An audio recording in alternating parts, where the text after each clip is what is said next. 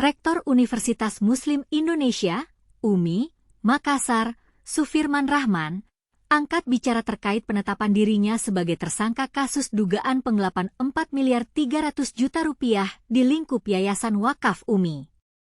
Sufirman menyebut dirinya difitnah dan dikriminalisasi. "Saya yakin saya sedang difitnah dan dikriminalisasi," kata Sufirman. Sufirman mengatakan dirinya sama sekali tidak terlibat dalam kasus dugaan penggelapan tersebut. Dia yakin dirinya akan terbebas dari jerat hukum. "Saya tidak terlibat sama sekali dalam kasus penggelapan tersebut. Allah akan melindungi saya dari kejahatan fitnah," ucapnya. Diketahui, Polda Sulsel menetapkan 4 orang tersangka kasus dugaan penggelapan total senilai 4.300 juta rupiah di lingkup Yayasan Wakaf UMI. 2 dari 4 tersangka merupakan rektor dan mantan rektor UMI.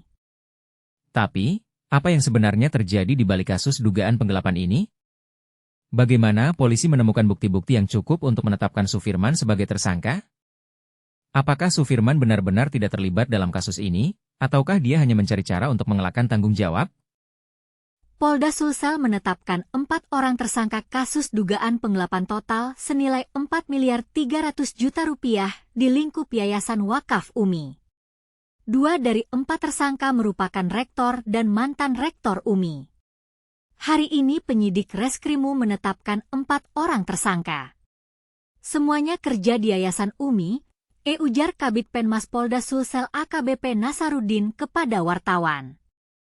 Kasus ini diawali dari adanya laporan polisi yang diterima pada 25 Oktober 2023.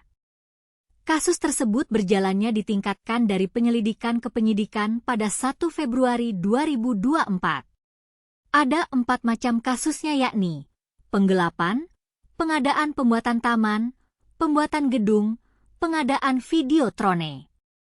Kerugiannya itu 4.300 juta rupiah. Terangnya. Namun, Sufirman menegaskan dirinya tidak terlibat melakukan penggelapan. Dia juga menyebut penetapan dirinya sebagai tersangka dikriminalisasi. "Saya yakin saya sedang difitnah dan dikriminalisasi," ucap Sufirman. Dia menegaskan dirinya tidak terlibat sama sekali dalam kasus penggelapan tersebut. "Saya tidak terlibat sama sekali dalam kasus penggelapan tersebut. Allah akan melindungi saya dari kejahatan fitnah," tegasnya. Lalu, apa yang akan terjadi selanjutnya dalam kasus ini? Apakah Sufirman akan dapat membuktikan bahwa dia tidak terlibat dalam kasus penggelapan, ataukah dia akan dijerat oleh hukum? Kita tunggu perkembangan kasus ini lebih lanjut.